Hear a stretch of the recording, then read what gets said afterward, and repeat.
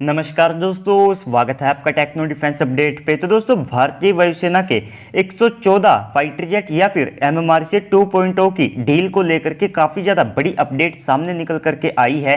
तो business world की report के अनुसार जो हमारी MMRCA 2.0 डील है, तो इसको लेकर के भारतीय वायुसेना ने काफ़ी ज़्यादा बड़ा कदम उठाया है। और अब इस डील के तहत हम 114 नहीं बल्कि इसके आधे यानी कि केवल 57 फाइटर जेट को ही खरीदेंगे, जो कि अपने आप में काफ़ी बड़ा स्टेप है।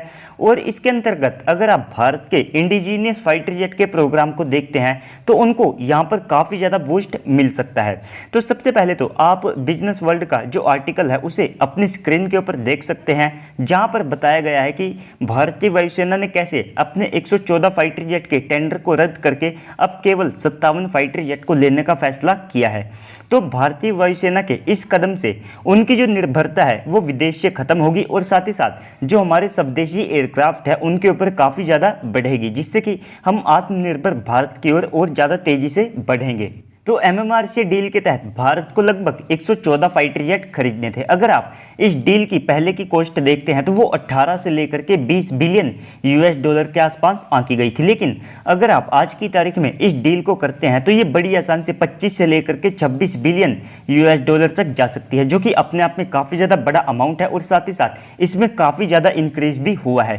तो भारतीय वायुसेना ने इस पूरी डील को लगभग आधा कर दिया है, जिसके अंतर्गत हम केवल अब 57 फाइटर जेट को ही खरीदेंगे। और इन 57 फाइटर जेट को खरीदने का काम भी भारत की प्राइवेट कंपनियों के माध्यम से किया जाएगा। और ऐसा इसलिए किया जाएगा क्योंकि टाटा के द्वारा जो 56 C295 एयरक्राफ्ट की जो डील की गई है तो उसमें हमें काफ़ी ज़्यादा बड़ा सक्सेस देखने को मिला है। ओवरऑल जो एयरक्राफ्ट की कॉस्ट है वो भी हमें काफ़ी ज़्यादा डिसेंट पड़ी है। साथ ही साथ यहाँ पर जो पेपर वर्क है और ओवरऑल जो टाइम है वो भी काफ़ी ज़्यादा कम लगा है और उन एयरक्राफ्ट का निर्माण भी भारत में शुरू हो चुका है। तो इसी के अंतर्गत अब MMRCA डील को भारत की प्राइवेट कंपनियों के माध्यम से किया जाएगा। और अब ये जो डील है ये काफ़ी ज़्यादा छोटी हो चुकी है, तो ऐसे में आप मान करके चल सकते हैं कि डेफिनेटली अब इसमें राफेल फाइटर जेट को ही सिलेक्ट किया जाएगा, क्योंकि हम पहले से ही लगभग 36 राफेल फाइटर जेट को इस्तेमाल करते हैं, जिससे कि इन 57 राफेल फाइटर जेट को लेने से हमारी जो लॉजिस्टिक है और साथ में MRO फैसिलिटी है उसका हम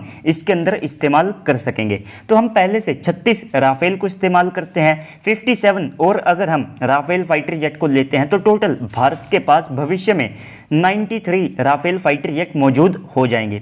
तो अगर आप MMRCA डील को देखते हैं तो इसके अंतर्गत भारत को लगभग 6 स्क्वाड्रन मिलने वाली थी, जिससे कि हम अपने 42 स्क्वाड्रन के टारगेट को भी अचीव करने वाले थे। लेकिन अब ये संख्या केवल आधी हो चुकी है, यानी कि यहाँ पर हम केवल अब 3 स्क्वाड्रन को एक्वायर करेंगे। तो इससे हमारे तेजस MK2 और MK को काफ़ी ज़्यादा बूस्ट मिलेगा, उनकी जो आवश्यकता है वो भारत के लिए और ज़्यादा बढ़ जाएगी। और इसके बाद भविष्य में ट्विन इंजन ओरका के जो चांस हैं वे भी और ज़्यादा इंक्रीज हो चुके हैं, क्योंकि अगर आप मीडियम वेट कैटेगरी में 4.5 जनरेशन का एयरक्राफ्ट देखते हैं तो उसके तौर पर भारत के पास कोई भी स्वदेशी ऑप्शन मौजूद नहीं है। तो ऐसे में ओरका की अगर भविष्य में आप चांसेस को देखते हैं तो वे काफ़ी ज़्यादा इंक्रीज हो चुके हैं। और अगर आपको लगता है कि 2030 तक तो दुनिया में 6 जनरेशन के फाइटर जेट आ जाएंगे, तो ऐसे में 4.5 जनरेशन के एयरक्राफ्ट की हमें क्या आवश्यकता होगी। तो सबसे पहले तो 2030 तक आपको केवल US का ही ऐसा फाइटर जेट देखने को मिलेगा जो कि 6 जनरेशन का होगा। इसके बाद दुनिया में आप चाहे टेम्पेस्ट को ले लीजिए